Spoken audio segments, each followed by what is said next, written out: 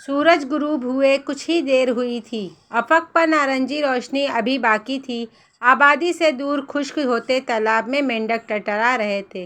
झींगर भी वक्फे वक्फे पर अपना राग अलापते और चुप होकर जाते, जैसे रात के लिए अपने आलात चेक कर रहे हों। करीब ही एक सूखे दरख्त की शाख पर एक बुलबुल उदास बैठा था। वो ना तो हिलजुल रहा था और ना कुछ बोल रहा था। ऐसा लगता था कि जैसे चहचहाना भूल गया हो। उसकी आंखों में उदासी तैर रही थी। थोड़ी देर ही गुजरी थी कि दूर एक जुगनू उड़ता नजर आया।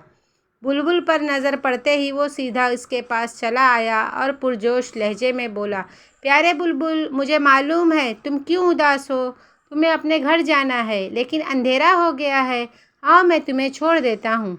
एक अरसे बाद आज मुझे नेकी कमाने का मौका मिल रहा है। मैं तुम्हारी मदद के लिए हाजिर हूँ। नहीं, मुझे कहीं नहीं जाना, इसलिए कि मेरा घर बर्बाद हो चुका है। तुम्हारे घर को क्या हुआ? जुगनू ने हैरत से पूछा।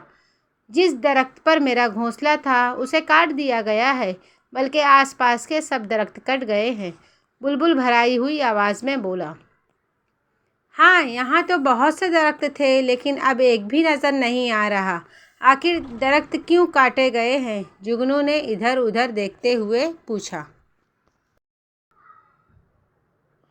तुम्हें वो शाहिरा नज़र आ रही है ना? बस इसके चौड़ा करने के लिए बुलबुल ने कुछ दूर से गुजरती सड़क की तरफ इशारा किया। ओह, अब मेरी समझ में आया, लेकिन दूसरी तरफ इतनी ज़मीन भी कोई देने पर तैयार नहीं था।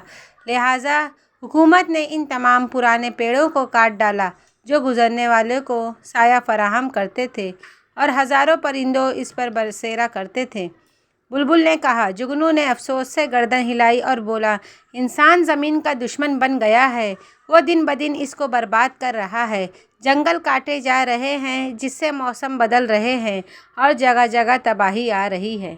इंसान के साथ साथ जंगली हयात को भी नुकसान पहुंच रहा है, लेकिन उसे इसका एहसास ही नहीं। बुलबुल ने आह भरी और बोला, मेरे सब साथी ये इलाका छोड़कर चले गए हैं। कल मैं भी यहाँ से चला जाऊँगा।